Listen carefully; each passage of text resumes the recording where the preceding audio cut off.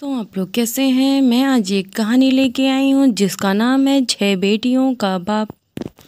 5 बेटियों की माँ होना कोई मामूली बात नहीं होती। सबसे ज़्यादा मुश्किल तो तब बढ़ती है जब पति ही बेटियों से नफरत करता है। पहली बेटी पैदा हुई तो ससुराल वालों ने झूठे मुँह मुबारकबाद दी थी, मगर एक के बाद एक बेटियों की पैदाइश में ससुराल वालों ने मेरा जीना मुश्किल कर दिया था। शायद जिस गांव में मैं रहती थी वहां पर एक ही औरत को सम्मान तभी दिया जाता था जब वहां बेटियों के साथ साथ बेटों की भी माँ बने। जब मेरे यहाँ चौथी बेटी पैदा हुई तो पति ने उसे बेटी को देखा भी गवारा ना किया और सास मुझे अस्पताल में लेकर छोड़कर वापस आ गई। जब तबीयत कुछ ठीक हुआ तो अपनी फूल सी बेटी लेकर मैं खुद ही घर की तरफ बढ़ी। जब मैं अस्पताल से बाहर निकली तो एक गरीब बूढ़ी औरत बाहर बैठी थी। मुझे देखकर खुशी और बच्ची को मांगने लगी। मैंने बच्ची को दिया तो कहने लगी, परेशान मत हो, एक दिन तुम्हारा पति तुम्हें जरूर मानेगा। मैं थोड़ा सा मुस्कुराई। घर आते ही मुझे पर मुसीबत टूट पड़ी। पति ने मेरा स्वागत थप्पड़ मारकर किया था। सास ने मुझसे मेरी बेटी को लेकर बिस्तर पर पटकने में रखा और काम को मेरे हाथ में पकड़ दी। मेरी जेठानी 3 बेटों की माँ थी। बात बात पर बेटों की माँ होने का रौब जमाया करती थी। मैं खामोशी सब्र का घूंट पीती रहती। जिंदगी गुजरने लगी। मेरी बच्चियों को बाप और दादी का प्यार नहीं मिला। अक्सर मैं सोचती रहती थी कि बेटियां भी तो भगवान की बनाई हुई होती हैं। सब कुछ भगवान के हाथ में होता है। जिसे चाहा बेटा दे, जिसे चाहा बेटी दे। फिर क्यों इसका कसूर एक औरत को ही ठहराया जाता है। धीरे धीरे समय बीतता गया और मैं एक बार फिर से प्रेग्नेंट हुई। 4 बेटियों के बाद अब मेरी भी यही राय थी कि अब मुझे भगवान बेटा दे दे ताकि इस बार मैं सास और पति के भरोसे पूरा उतर सकूं। समय जैसे गुजरता रहा था मेरा डर बढ़ते चला जा रहा था। मेरे पति मुंबई में काम करता था। इस बार तो उसने साफ साफ कह दिया था कि अगर इस बार तुमने बच्ची को जन्म दिया तो मैं तुम्हें डिवोर्स दे दूंगा। इसी धमकी से मेरा शरीर कांपने लगा। मैं पूरा दिन रोती रही और भगवान से प्रार्थना करती रही, पर शायद मेरी मुसीबत अभी ख़त्म नहीं हुई थी। उस रात जब अस्पताल में मैं पूरा दिन रोती रही और भगवान से प्रार्थना करती रही, पर शायद मेरी मुसीबत अभी ख़त्म नहीं हुई थी। उस रात जब अस्पताल में मुझे होश आया तो नर्स मेरे सर के पास खड़ी थी। मुझे होश आता देखकर मुस्कुराते हुए बोली, मुबारक हो, आपने एक प्यारी सी बेटी को जन्म दिया है। उसके यह शब्द मुझे सदमे में ले जा चुकी थी। मेरी आंखों से आंसू बह रहे थे। एक बार फिर मैं और मेरी बेटी एक खतरनाक पाप की सज़ा भुगतने वाले थे। मेरा दिल चाहा कि मेरी सांसें वहीं रुक जाए और मैं उस मुसीबत से बच जाऊं, मगर यह मुमकिन नहीं था। वह नन्ही गुड़िया रो रही थी। मैं उसे सीने से लगा कर रो रही थी। काश वह किसी और के यहाँ जन्म लेती होती। यहाँ बेटे की सूरत मेरी गोद में डाल दी जाती, लेकिन मैं भगवान की राय में राजी थी। यह 5 फूल मुझे मेरी जान से भी बढ़कर थी, मगर अब मैं पति और सास से तंग आ चुकी थी। अस्पताल से बाहर बैठी औरत मेरी हालत देखकर इस बार उसने बच्ची को नहीं मांगा था, बल्कि दुआ देते हुए बोली, भगवान से कभी उम्मीद मत छोड़ना, बहुत जल्दी तुम्हें दिन फिर आ जाएंगे। मैं दिल ही दिल में दर्द की सांस खींचते हुए सर को हिलाई। रात में 8:30 बज चुके थे जब मैं रिक्शे में बैठकर अकेली घर तक पहुंची। शरीर कांप रहा था। मैं हिम्मत करके दरवाजे पर आई। 1 बार 2 बार, यहाँ तक कि 1 घंटा गुजर चुका था, मगर किसी ने आकर दरवाज़ा नहीं खोला। अंदर से मेरी बेटियों के रोने की आवाज़ आ रही थी। अंधेरा हो चुका था मगर किसी ने भी दरवाज़ा नहीं खोला। मैं भी दरवाजे से टेक लगाए बैठी रो रही थी। आधी रात को मुझे दरवाज़ा खुलने की आवाज़ आई। मैं झट से उठकर खड़ी हो गई। दरवाजे मेरी बड़ी बेटी ने खोला था। मैं फ़ौरन अंदर आई और उससे लिपटकर रोने लगी। मेरे ना होने पर उन चारों ने ना जाने कौन कौन से जुल्म बर्दाश्त किए होंगे। मेरा पति बेखबर सो रहा था। मैं भी खामोशी से अपनी 5 बेटियों के साथ कमरे में जाकर सो गई। कमजोरी और थकान से मैं जल्दी ही गहरी नींद में सो गई। मेरी आंख तब खुली जब मेरे पति रूपेश ने मुझे मेरे बालों को पकड़कर उठाया और मैं पहली बार उसका गुस्सा देखी थी। मुझे डर लगने लगा। ऐसा लगता जैसे मुझे जान से ही मार देगा। रूपेश मुझे घसीटता हुआ कमरे से बाहर लेकर आया। मेरी बेटियां यह देखकर रोने लगी जबकि सास उसे डांट कर चुप कराने लगी। मेरा पति बोला, किसके कहने से तू इस घर में दाखिल हुई? मेरे घर के दरवाजे अब तुम्हारे लिए बंद हो चुके हैं। अपनी बेटियों को लो और मेरे घर से निकल जाओ। सास भी मेरी बेटियों को धक्के देकर घर से निकालने लगी। मैं हाथ जोड़कर उनके कदमों पे गिर गई। यह घर भी मेरा सब कुछ था। मैं 5 बेटियों को लेकर आखिर कहाँ जाती? मेरा पति घर से निकाल चुका था। मैं बेटियों के साथ वहीं दरवाजे पर बैठी रो रही थी कि तभी मुझे सास के चिल्लाने की आवाज़ आई और फिर भी मेरे पति की आवाज़ सुनकर मुझे कुछ दुर्घटना का एहसास हुआ। मेरी सास पाँव फिसलने से गिर चुकी थी और उनका सर किसी चीज़ से लगकर फट चुका था। मेरा पति हड़बड़ा कर रोता हुआ उन्हें डॉक्टर के पास ले जाने लगा मगर कुछ देर बाद ही बहुत बुरी खबर मिली कि सास के सर पर गहरी चोट लगने की वजह से मृत्यु हो चुकी है। भले ही मेरे पति ने मेरे और मेरी बेटियों के साथ अच्छा नहीं किया था मगर उस वक्त उन्हें तकलीफ में देखकर उनका गम बांटने लगी। रिश्तेदार दूर दूर से हमारे यहाँ सास को देखने के लिए आ रहे थे, इसलिए पति ने मुझसे दोबारा घर से जाने की बात नहीं की थी। वक्त गुजरता गया और रूपेश व्यवहार पहले से कुछ बेहतर हो गया। वह मुझसे बहुत ज़रूरत पड़ने पर बात किया करते थे और अपनी बेटियों को तो एक नज़र देखना भी गवारा न करते। मैंने नोट किया था कि वह अब दूसरी औरत से ज़्यादा दिलचस्पी लेने लगे हैं। मेरे सर पर अब एक और खतरा गिर चुका था। वहीं वह बेटे की चाह में दूसरी शादी ही कर ले।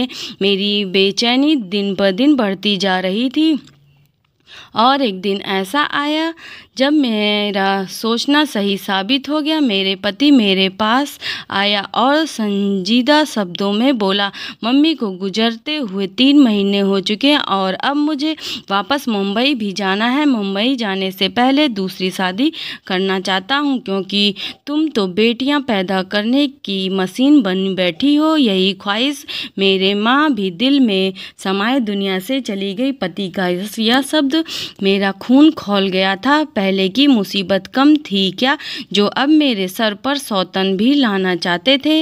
मैं उन्हें समझाने लगी मगर वह उल्टा सोच रखने वाले इंसान मेरी बात कहाँ सुनते। उस रात मैं बहुत रोई। मुझे मेरी जिंदगी एक बोझ लगने लगी थी।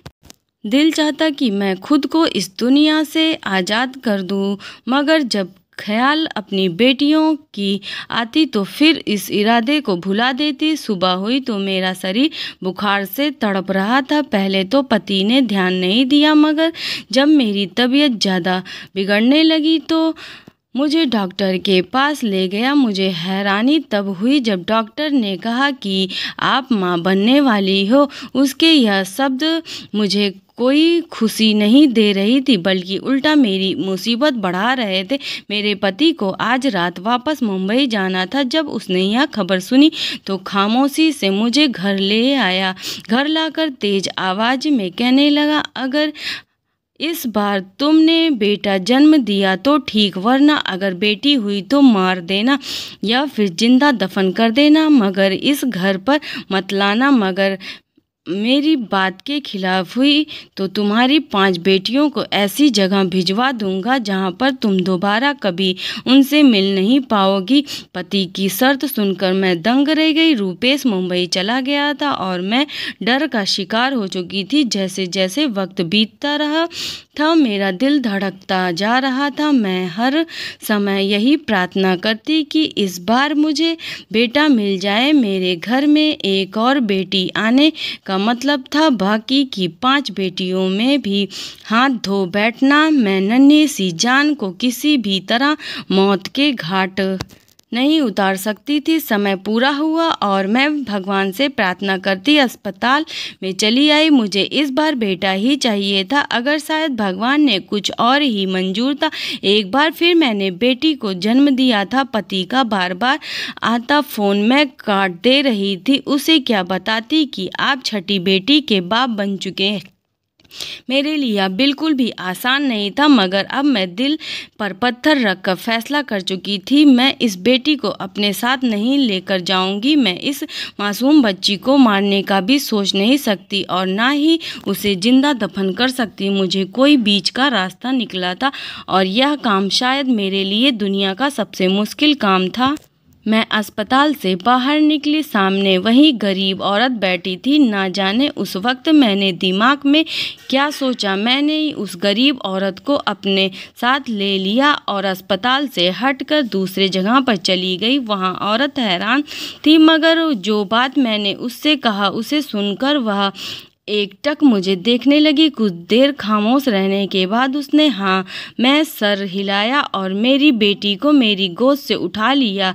मेरा दिल उस वक्त टुकड़ों में बट गया था। एक माँ के लिए अपने बच्चों के खुद से जुदा करना बिल्कुल आसान नहीं होता। मैं दिल पर पत्थर रखकर घर की तरफ वापस आ गई। घर पहुँचते ही रूपेश का फ़ोन आया। शायद वह मेरे जवाब का इंतज़ार कर रहा था। मैंने डरते उसे बताया कि मैंने एक बेटी को जन्म दिया है। रूपेश उसके जवाब में कुछ न बोला और कुछ देर बाद वह कॉल काट चुका था। वक्त गुजरता गया और रूपेश को नए हुए 3 साल बीत गए थे। इस दौरान वह एक बार फिर वापस कश्मीर नहीं आए थे और न ही मुझसे कभी बात करने की कोशिश की थी। हर महीने पैसे ज़रूर भिजवाया दिया करते थे, जिससे मेरा और मेरी बच्चियों का गुजारा हो जाया करता था।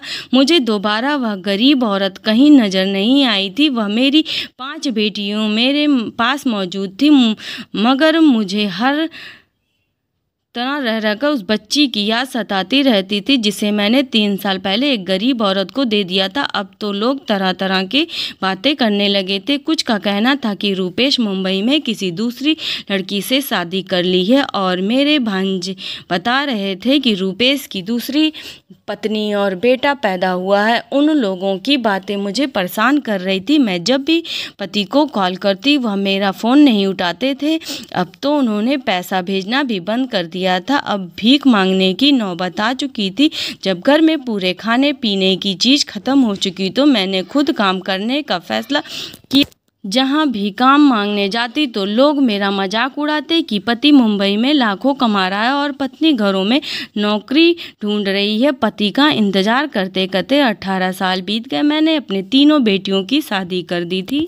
18 सालों में मैंने झाड़ू पोछा करके अपनी बच्चियों का पाल पोषण बड़ा किया था, जबकि पति ने इस दौरान एक बार भी पलट कर नहीं देखा। सोमवार का दिन था जब मैं भगवान की पूजा कर रही थी। अचानक दरवाजे पर दस्तक हुई। जब मैंने दरवाज़ा खोला तो एक पल के लिए मैं सदमे में चली गई। मेरा पति रूपेश 18 साल बाद मेरे सामने खड़ा था। मुझे देखकर हल्का सा मुस्कुराया और अंदर आ गया।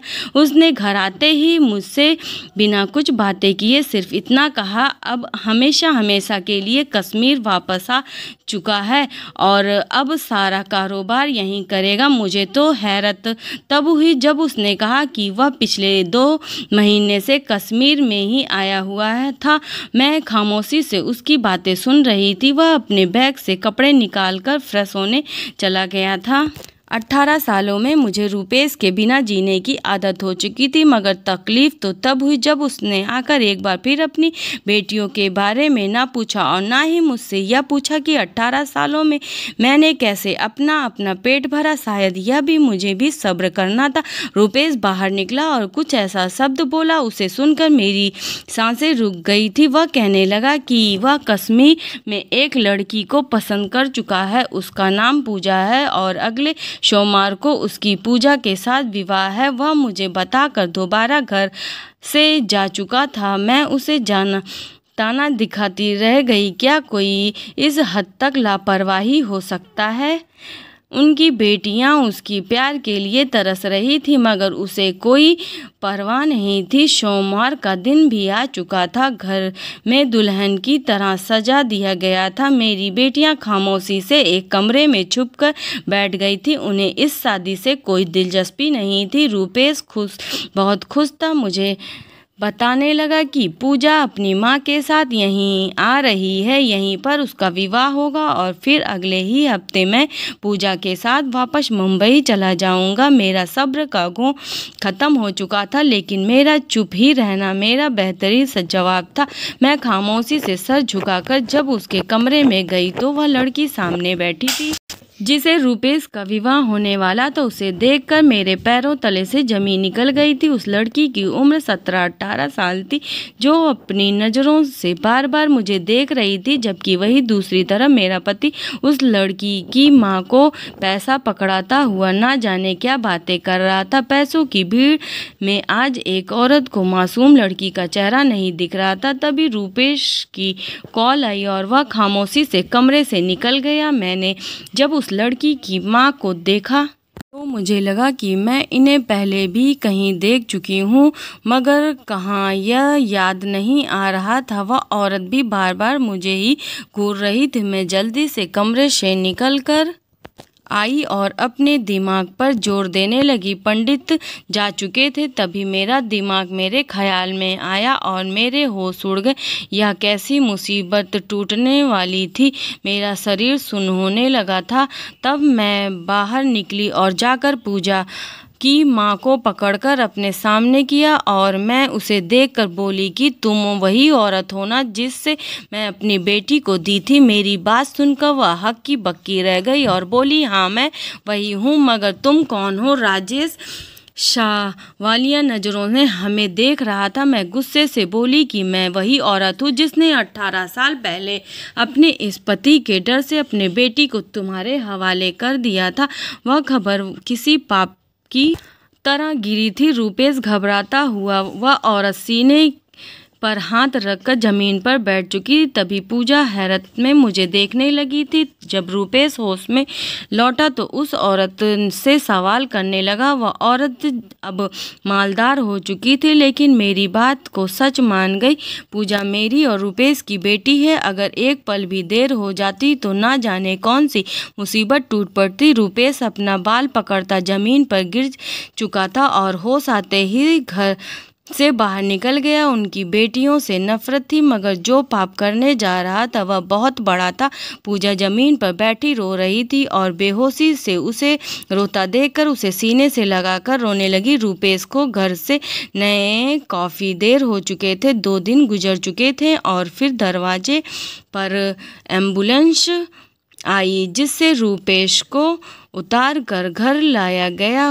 उसका 2 दिन पहले एक्सीडेंट हुआ था।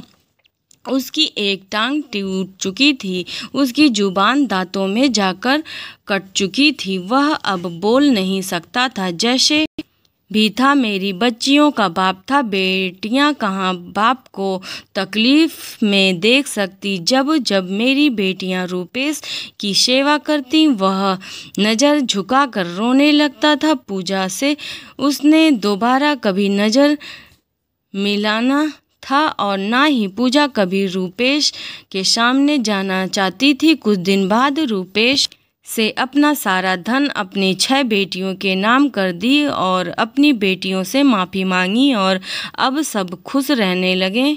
दोस्तों, आपको ये कहानी कैसी लगी? बहुत ही दिलचस्प कहानी है। बाप और बेटी की कहानियाँ।